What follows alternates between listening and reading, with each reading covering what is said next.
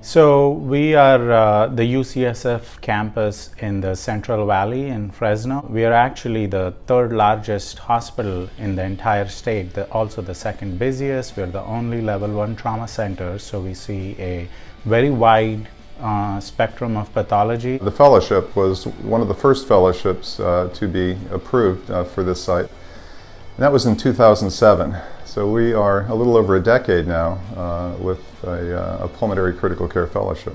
It's a 3-year program combining both pulmonary and critical care, and our graduates typically go out to some sort of clinical practice involving both pulmonary and critical care medicine.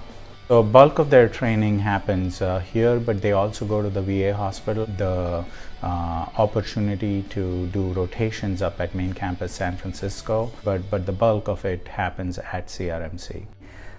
In terms of what's unique or special about it, I like to think it's the clinical training that we offer. It's really pretty extraordinary, and if you back up a minute and think about how physicians learn, they really learn by doing.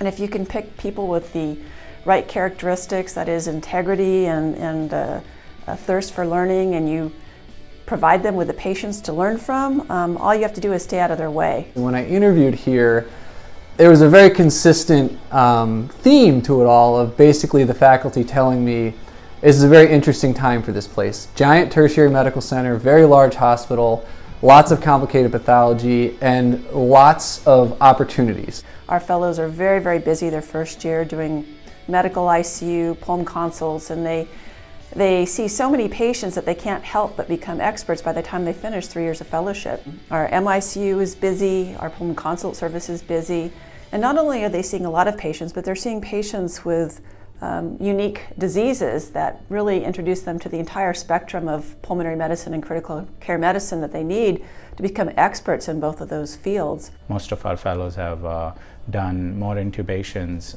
in the first month of their ICU than they have done in their entire residency. We give the fellows access to all kinds of advanced bronchoscopy procedures that aren't available at many centers in the country. We have an interventional pulmonologist who's relatively new and very well trained, who does biopsies that are done in maybe 4 centers across the United States. So it really gives us the opportunity to be extremely broad, and it gives us the responsibility to be very good at really every aspect of pulmonary and critical care medicine.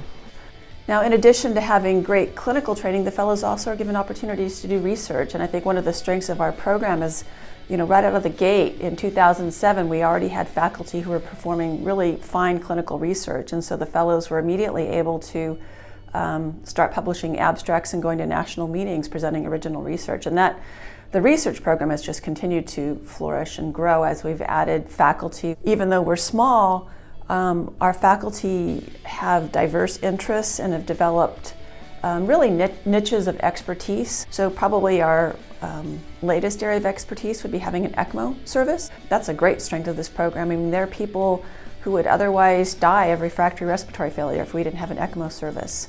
And it draws transfers in from all over the valley.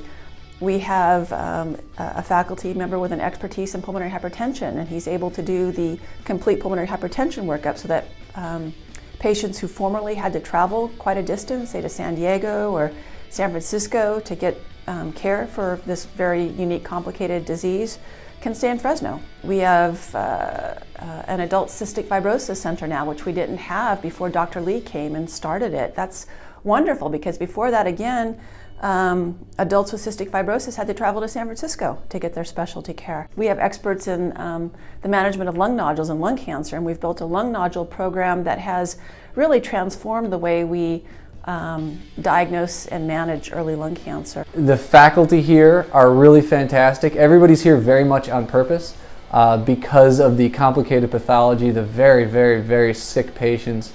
The need for physicians and pulmonary physicians here in the Central Valley is very high.